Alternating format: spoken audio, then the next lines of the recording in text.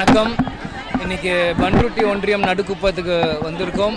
நேற்று ஆகஸ்ட் 25 கேப்டனோட பிறந்தநாளை முன்னிட்டு எங்களோட கட்சியின் சேர்ந்தவர் வெங்கடேசன் அவர்கள் கொடி கம்பம் ஏற்றும் நிகழ்ச்சியை வைக்கும்போது மின்சாரம் தாக்கி உயிரை இழந்துட்டார்.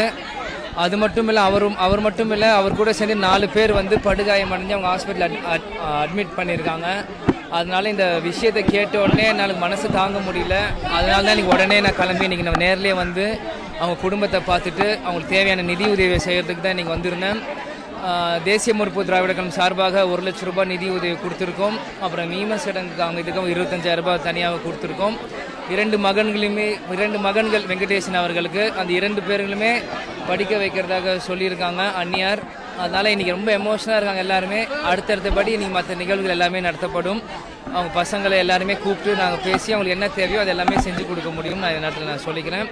அதே மாதிரி இந்த மாதிரி கொடி ஏற்றும் போதெல்லாம் இன்னி எல்லாருமே கவனமாக இருக்கணும். நான் தாழ்மையோடு கேட்டுக்கிறேன். ஆர்வமும் வேகமும் இருக்கணும், அதே நேரம் கவனமும் இருக்கணும். ஏன்னா இந்த மாதிரி கட்சிக்காக உயிரை விடுவேன்னு சொல்லிட்டு இருந்த வெங்கடேசன் கடைசியில் கேப்டன் பிறந்தநாள் அன்னைக்கு எங்கள் அப்பாவோடய போய் சேர்ந்துட்டார் அப்படின்னு தான் உண்மையிலேயே மன வருத்தமாக அது இருக்குது.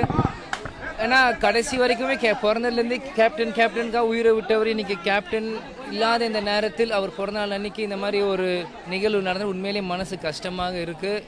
இனி தமிழ்நாடு மூலம் தேசிய முற்போக்கு திராவிட கழகம் எல்லா தொண்டர்களுமே கவனமாக இருக்கணும். இதனால் நான் தாழ்மையோடு கேட்டுக்கிறேன். ஏன்னா நீங்கள் எல்லாருமே நல்லா இருந்தால் தான் நாங்கள், அதனால் எல்லாருமே கவனமாக இருக்கணும். இந்த ஆர்வம் வேகம் தேவை, ஆனால் அதே நேரம் கவனமாக இருக்கணும் நேரம் நான் கேட்டுக்கிறேன்.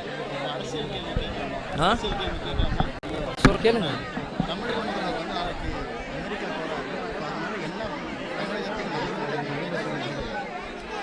தான்